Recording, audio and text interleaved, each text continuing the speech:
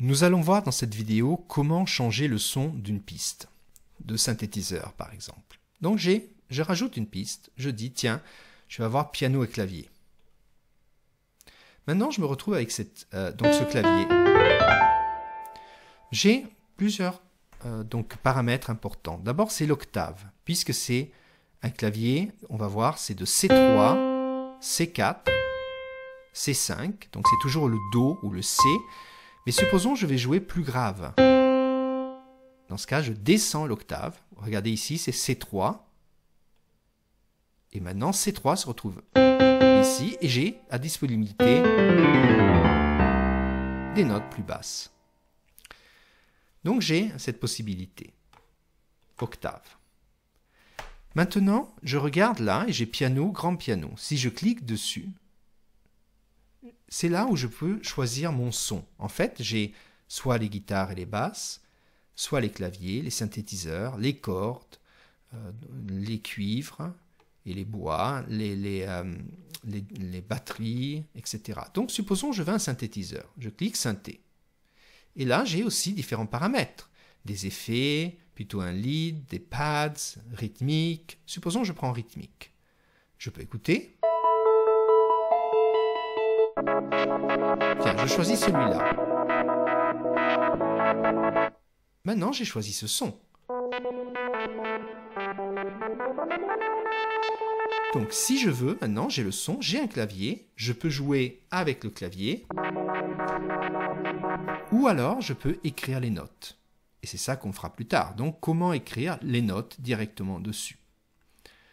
Si je décide de retravailler ça, je peux cliquer sur l'instrument et on me montre l'instrument. Ici, on verra plus tard, j'ai certains paramètres qui vont pouvoir changer le son.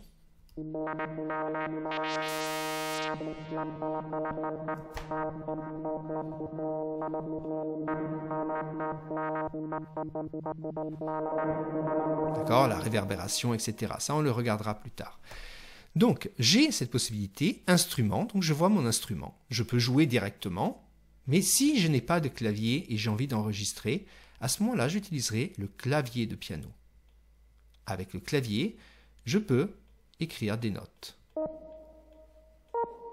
Là, c'est n'importe quoi, mais on va écouter.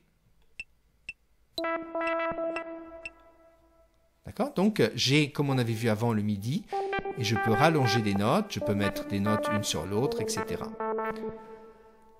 Et là, je vois que j'ai mes notes. Si donc, je décide de changer, supposons que j'ai fait une note. Ici, je vais écrire une note que je vais rallonger ici. On verra ça plus tard. Mais supposons que j'ai cette note. Et je décide de changer l'instrument. À ce moment-là, je n'ai qu'à cliquer ici, je regarde, je clique et je change l'instrument. J'écoute. Je dis d'accord, j'aime bien celui-là et donc j'ai changé mon instrument, mais la note est la même. Et maintenant, je peux descendre la note. Et c'est là la différence entre ce qu'on avait vu entre MIDI et audio.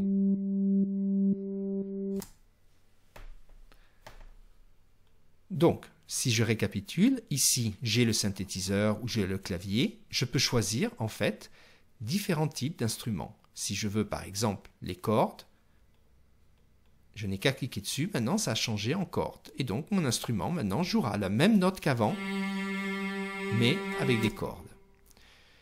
Et j'ai le choix avec les différents instruments. Et ici, une fois que j'ai cordes, je peux aller là sur le côté et je vois que j'ai différents types de cordes.